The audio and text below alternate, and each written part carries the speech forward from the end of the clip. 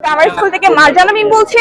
আমাদের আজকের বিশ্বে প্রতিনিয়ত কার্বন ডাইঅক্সাইড গ্যাস অর্থাৎ গ্রিন হাউস এফেক্ট গ্যাস এবং পরিবেশ দূষণ, পানি দূষণ, মাটি দূষণ, পরিবেশ দূষণ সহ পানি দূষণ, নদী দূষণ সহ সর্বোপরি পরিবেশ দূষণ আমাদের আজকের বিশ্বকে একটি টেকসই এবং পরিবেশ বান্ধব পৃথিবী গড়ে তুলতে প্রতিবন্ধকতা সৃষ্টি করছে, যা কিনা আমাদের মতো বাংলাদেশের মতো উন্নয়নশীল এবং ঘনবসতিপূর্ণ দেশে তা আরো বিরূপভাবে নেতিবাচক প্রভাব ফেলছে।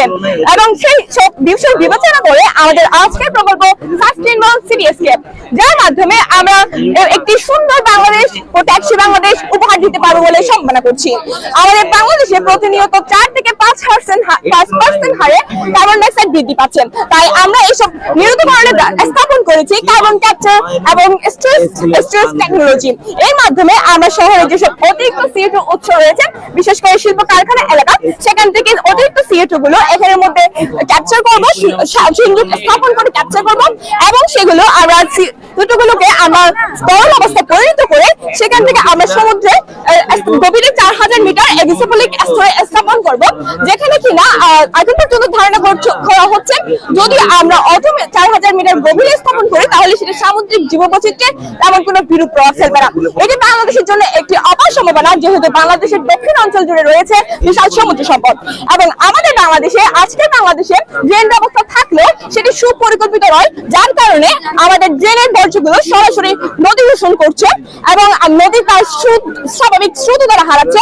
তাই আমরা স্থাপন করেছি সুয়েজ ট্রিটমেন্ট প্ল্যান্ট। এর মাধ্যমে শহরের যেসব বর্জ্য রয়েছে সবগুলো এখানে আমরা সরবরাহ করব এবং সেখান থেকে আমরা 3টি ট্রিটমেন্ট প্ল্যান্টের মাধ্যমে আমরা পরিশোধন করব বর্জ্যগুলো। প্রথম ট্রিটমেন্টের মাধ্যমে আমরা যেসব কঠিন বর্জ্য রয়েছে সেগুলো পরিশোধন করব এবং দ্বিতীয় ট্রিটমেন্টের মাধ্যমে আমরা মাইক্রোবায়োলজিক্যাল প্রক্রিয়ার মাধ্যমে আমরা হচ্ছে কি যেগুলো তরল রয়েছে সেগুলোকে পরিশোধন করব এবং আরো যদি পরিশোধন করতে হয় তখন আমরা তৃতীয় ট্রিটমেন্ট প্ল্যান্টটি ব্যবহার করব।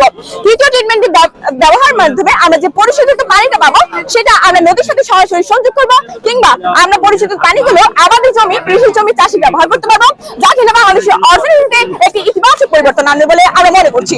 এবং যেসব স্লাজ এবং প্রথম ট্রিটমেন্টের মাধ্যমে আমরা যেসব বর্জ্য পাবো সেগুলো আমরা বায়োগ্যাসে স্থাপন করব। বায়োগ্যাসের মধ্যে আমরা শুধু ট্রিটমেন্ট প্ল্যান্টের বর্জ্য নয়, আমরা পুরো শহরে যেসব পচনশীল দ্রব্য আছে সেগুলো স্থাপন করব এবং আমরা এনারোবিক ডাইজেস্টেশনের মাধ্যমে, এনারোবিক ফার্মেন্টেশনের মাধ্যমে সেগুলো বিক্রি করে আমরা সিএস4 গ্যাস, যেটা মিথেন গ্যাস হচ্ছে আমরা জ্বালানি উৎপাদন করব, সেটা আমাদের পুরো শহরের যানবাহন চালাতে সাহায্য করবে এবং রান্নার কাজে যে গ্যাসটা লাগে সেটা উৎপাদন করতে পারবে এবং আমরা বাই প্রোডাক্ট হিসেবে যে জৈব সারটা পাবো সেটা আমরা কৃষি জমিতে কাজে লাগাতে পারবো। এই ছিল আমাদের আজকের প্রকল্প। আজকের প্রকল্পের মাধ্যমে আমরা আশা করছি বাংলাদেশকে একটি টেকসই এবং পরিবেশ বান্ধব বাংলাদেশ হিসেবে গড়ে তুলতে পারবো।